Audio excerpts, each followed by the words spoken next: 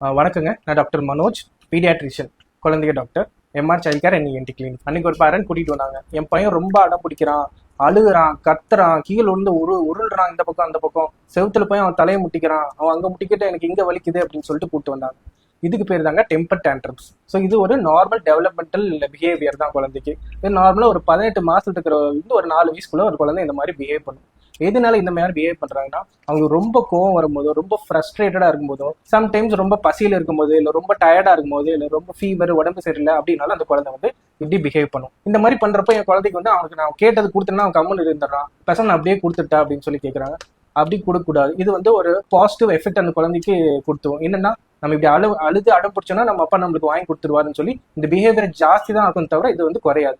So அந்த குழந்தை அழுதுனாலும் சரி, கத்துனாலும் சரி, நீங்க அந்த டைம்ல அந்த குழந்தைய வந்து காமா இருந்துட்டு அந்த குழந்தைய இக்னோர் பண்ணிடுங்க. அப்போ இந்த மாதிரி என் குழந்தை பண்றான், அழுகுறான் அப்படின்னா நான் என்ன பண்றது அப்படிங்கும்போது, ஃபர்ஸ்ட் வந்து நீங்க முதல்ல காமா இருங்க. நீங்களும் சேர்ந்து கத்தாதீங்க, திட்டாதீங்க அந்த குழந்தைய.